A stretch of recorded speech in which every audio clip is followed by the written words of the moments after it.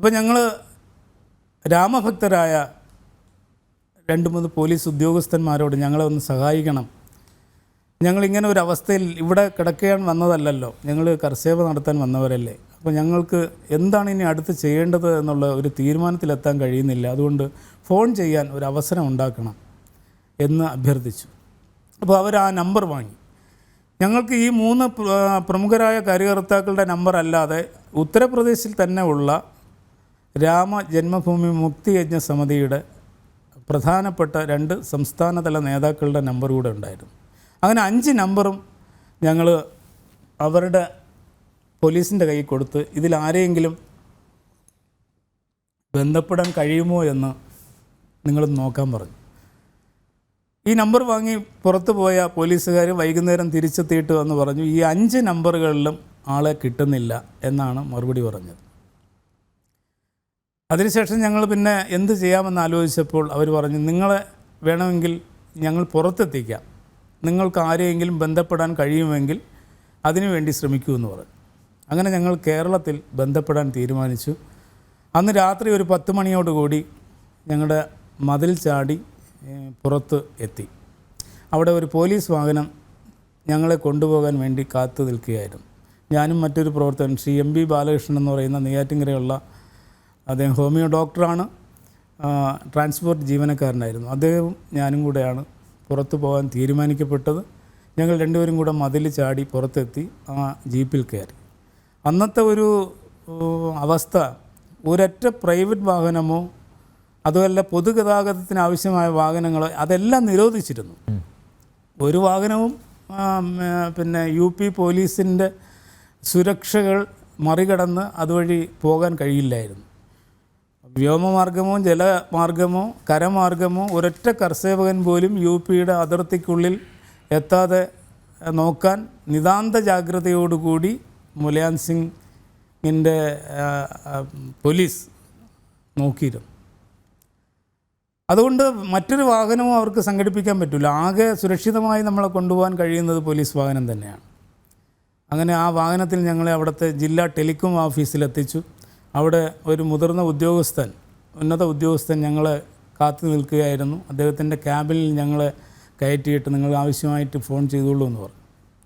അങ്ങനെ ഞങ്ങൾ ആദ്യമായിട്ട് കേരളത്തിൽ വിളിച്ച് പ്രാന്തപ്രചാരക, അന്നത്തെ പ്രാന്തപ്രചാരക മാന്യ ഹരിയേട്ടനോട് ഞങ്ങൾ എന്ത് ചെയ്യണം എന്നുള്ളതിനെക്കുറിച്ച് ചോദിക്കാം എന്ന് വിചാരിച്ച് അദ്ദേഹത്തെ വിളിച്ചു. കാര്യാലയ പ്രമുഖ ഫോണെടുത്തു. ഹരിയേട്ടൻ ഫോണിൽ വന്നു. ഹരിയേട്ടനോട് ഞങ്ങളുടെ അവസ്ഥ പറഞ്ഞു. ഞങ്ങൾ കർസേവയ്ക്ക് വേണ്ടിയാണ് പോയത്, ഇപ്പം ജയിലിലാണ്, ഞങ്ങൾക്ക് അങ്ങോട്ട് ചെല്ലണം, പക്ഷേ നമുക്ക് വേണ്ട നിർദ്ദേശങ്ങൾ കിട്ടുന്നില്ല, ഞങ്ങൾ എന്താ ചെയ്യേണ്ടത് എന്ന് അദ്ദേഹത്തോട് ചോദിച്ചു. അദ്ദേഹം ഞങ്ങൾ പറയുന്നതെല്ലാം ശ്രദ്ധയോടുകൂടി കേട്ടിട്ട് പറഞ്ഞു, എനിക്കിവിടെ നിന്ന് നിങ്ങൾക്ക് ഒരു കാര്യവും തീരുമാനവും പറയാൻ കഴിയാത്ത അവസ്ഥയാണ്. അവിടുത്തെ സാഹചര്യം എങ്ങനെയാണോ ആ സാഹചര്യം അനുസരിച്ച് അവിടുത്തെ കാര്യകർത്താക്കൾ പറയുന്നതനുസരിച്ച് നിങ്ങൾ ചെയ്യൂ എന്ന് ഞങ്ങളെ ഉപദേശിച്ചു. അതിനുശേഷം ഞങ്ങൾ കേരളത്തിൽ എന്താണ് സംഭവിക്കുന്നത് എന്നറിയാനും ഞങ്ങൾക്ക് വലിയ ഉത്സാഹം ഉണ്ടായിരുന്നു, ആഗ്രഹമുണ്ടായിരുന്നു. പക്ഷേ അത് അദ്ദേഹത്തിനോട് ചോദിക്കുന്നത് ശരിയല്ലല്ലോ എന്ന് വിചാരിച്ച് ഞങ്ങൾ നെയ്യാറ്റിൻകരയുള്ള പ്രമുഖ ബിസിനസ്സുകാരൻ VHP പ്രവർത്തകനായ ശ്രീ വീരലക്ഷണ പത്മനാഭനെ വിളിക്കുന്നു. അദ്ദേഹത്തിനോട് ചോദിച്ചിട്ടാണ് അപ്പോഴുള്ള കേരളത്തിലെ അവസ്ഥയും അതുപോലെ തിരുവനന്തപുരത്തെ അവസ്ഥയൊക്കെ ഞങ്ങൾ മനസ്സിലാക്കുന്നത്. അതിനുശേഷം ഞങ്ങളെ പോലീസ് തന്നെ തിരിച്ച് ഈ ജയിലിലേക്ക് കൊണ്ടുപോയി. ഇതുപോലെ വന്നതുപോലെ തന്നെ തിരിച്ച് മതിൽ ചാടി അതിനകത്ത് പോയി. പക്ഷേ പിറ്റേ ദിവസം രാവിലെ ഞെട്ടിപ്പിക്കുന്ന വാർത്തയാണ് ഞങ്ങൾ കേട്ടത്.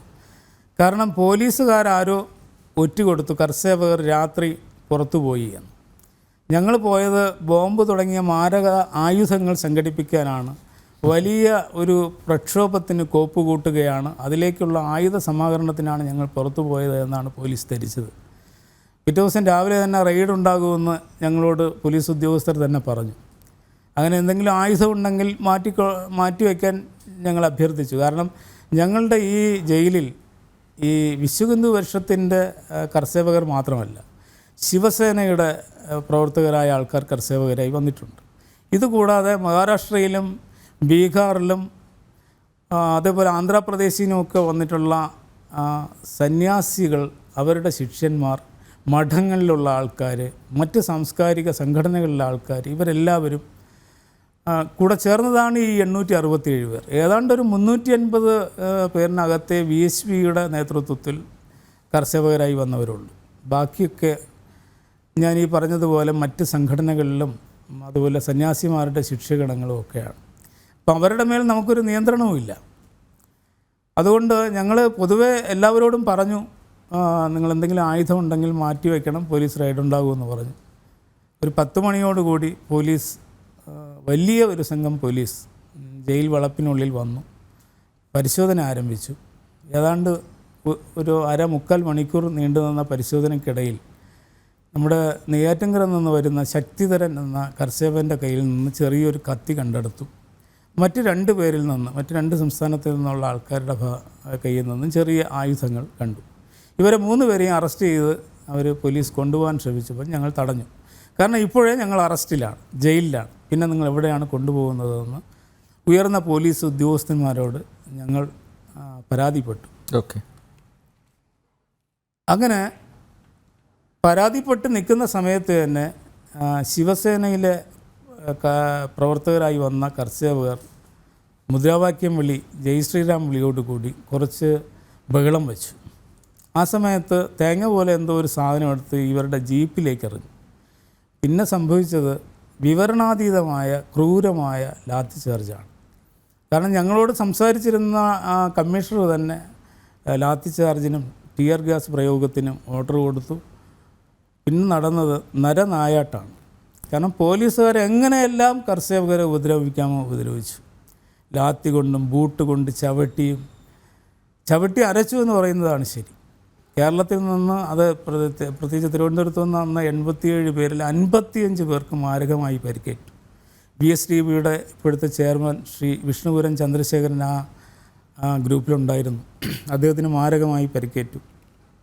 അതുപോലെ ഈ വിഴിഞ്ഞം കോട്ടുകാൽ ഭാഗത്തു നിന്ന് വന്ന പുത്തളം സുരേഷ് എന്ന കർഷകൻ്റെ വായിലേക്ക് ടിയർ ഗ്യാസ് ഷെല്ല് കയറുകയും അദ്ദേഹത്തിന് ശ്വാസം എടുക്കാൻ നിവൃത്തിയില്ലാതെ പിടച്ചുകൊണ്ട് താഴെ വീണു.